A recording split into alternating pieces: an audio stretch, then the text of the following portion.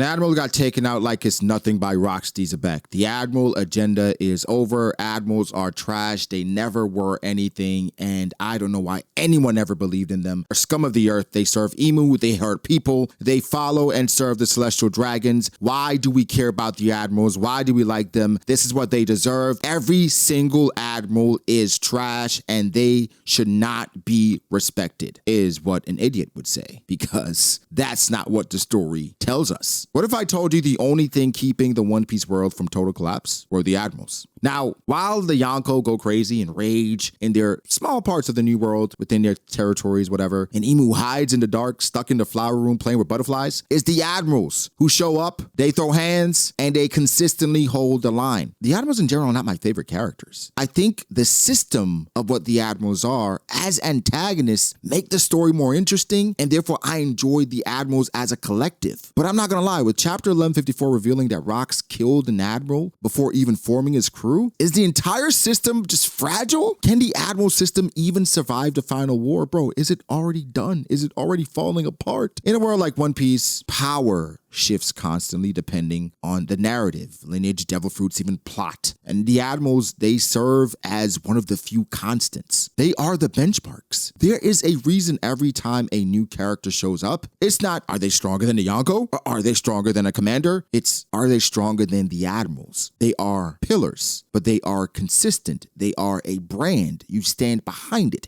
You guarantee it. They don't just exist to swing laser beams or magma fists at pirates. They represent a balance in a system built on disorder. You use the admirals as a barometer and as a measuring stick because you understand that they are the standard. From the very beginning of the series, Oda has used the admirals to set the standard. Out of the few, for the most part, out of all the positions in One Piece, all the titles in One Piece, the admiral position is one that you are 1000% sure that there is a certain level of strength you must be at to be in that position. I know, people are typing as I speak, Green Bull is trash. You are mistaken. But now is not the time for this discussion. Either way, the admirals aren't just military elites. They are living symbols of the world government strength. Now, while the Yonko, they fluctuate in dominance. Big Mom getting betrayed, Kaido taking L's, the admirals maintain consistency. Now, that's not to say Big Mom and Kaido individually could be stronger than all of the admirals individually. But the admirals, they don't get overthrown. They don't lose territory. They stand at the top because they're built to stay that way. Granted, there is an entire structure, entire system around them, but that is the reason why the brand is so strong.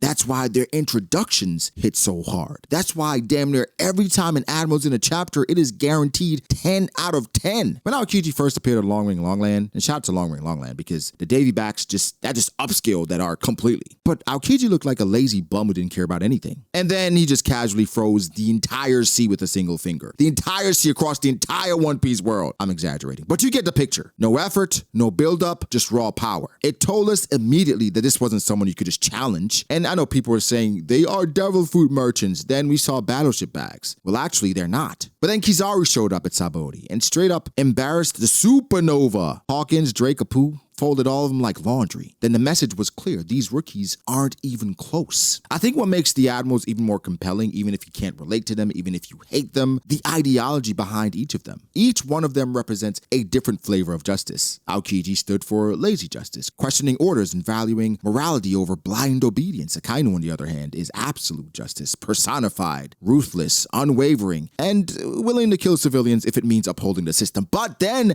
there's Kizaru, who floats somewhere in the middle with unclear justice. He follows orders, but he seems detached, almost like he's just vibing away through each mission. This ideological range isn't just flavor text. It shows us the internal struggle within the Navy itself. These are the strongest warriors of the world government, and they can't even agree on what justice really means. And that depth, though, is why the admirals matter beyond just their power. I think the admirals, as a system and as characters, they serve as narrative anchors. When whenever a new character gets introduced. If they're compared to an admiral, it's automatically a huge deal. Saying someone is quote-unquote admiral level is almost like putting them in a Hall of Fame before they've even played a game. If you want to admit it or not, it's a measuring stick that the fandom respects. Because what? Oda has conditioned us to respect it. Admirals in that way serve a function similar to what Super Saiyan was in early Dragon Ball Z. Once upon a time, you hit Super Saiyan, you were elite. That was just the standard. In One Piece, being compared to an admiral means that you're not just strong, you're in the conversation with some of the best. And that's not a title that Oda hands out lightly. Now, in chapter 1154, did Oda just flip that entire system on its head? The revelation that Rox Zebek killed an admiral before forming his crew is not just a major lore drop, it is a statement, a seismic one. Because here's the thing, this didn't happen on some battlefield out in the New World. This happened during the Reverie, a sacred summit where the rulers of the world gather, inside the supposedly,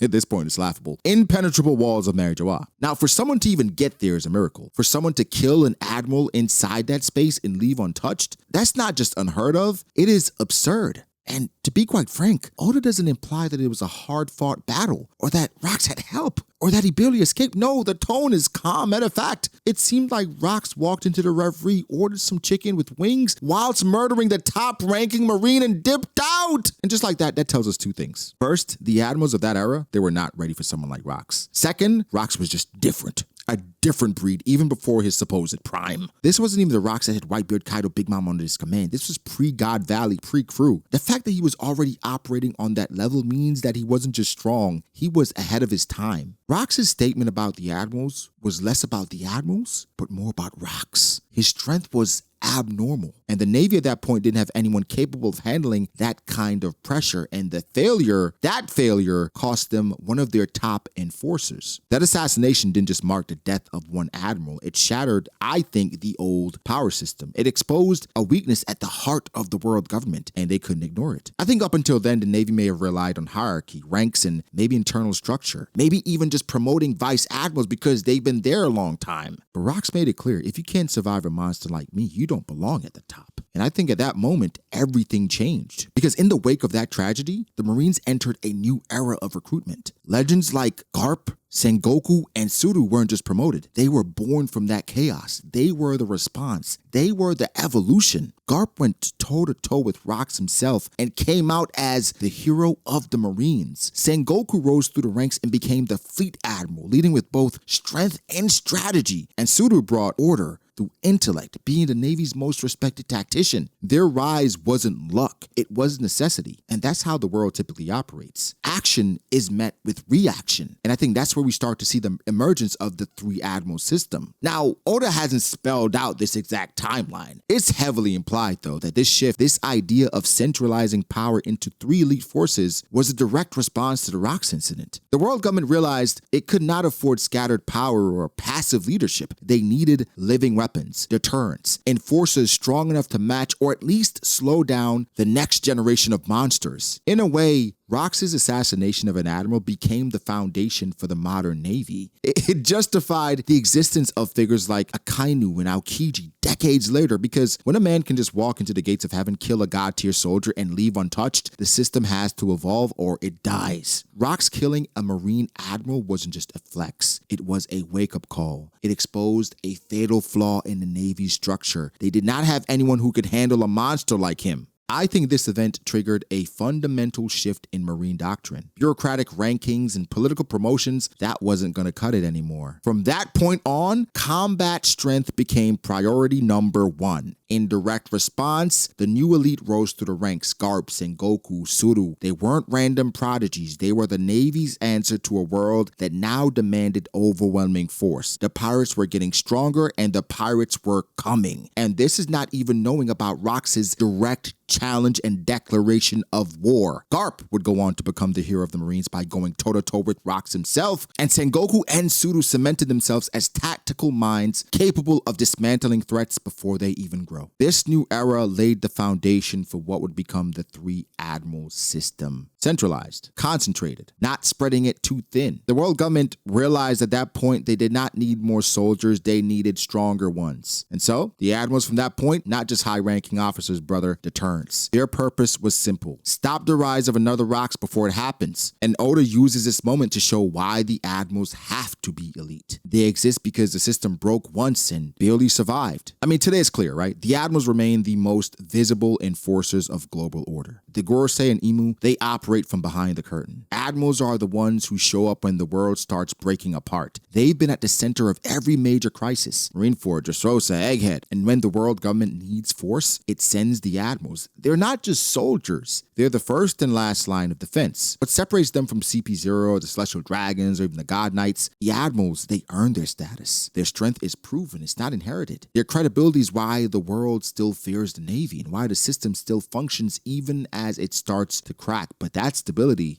it might be slipping. Akainu's locked in bureaucracy. Kizaru is showing hesitation. Fujitora and Green Bull, they've been sidelined or morally conflicted. Below them, is there a clear replacement? Momosagi and Shaton, they were just created because fans liked them. And Oda has not justified anything with their strength other than they were admiral candidates. Sure. We need more, Oda. Kobe's rise is promising, but is he even close to being ready to carry that burden? The current world is more unstable than ever. The revolutionaries are on the move. The Yonko are falling and being replaced. Ancient weapons resurfacing. With so many threats converging at once, the admirals are honestly stretched thin, and their future as a power structure is uncertain. If they fall or even falter, there's nothing left to hold the world together. And as One Piece enters its final saga, the admiral system, as it is currently constructed, is showing signs of decline. Akainu, Kizaru, Fujitora, and Ryukyu, they represent the last wave of the old guard, but their grip on power is starting to slip. Akainu, once the face of absolute justice, I mean, he spends more time boxed in by politics than commanding the battlefield. Kizaru,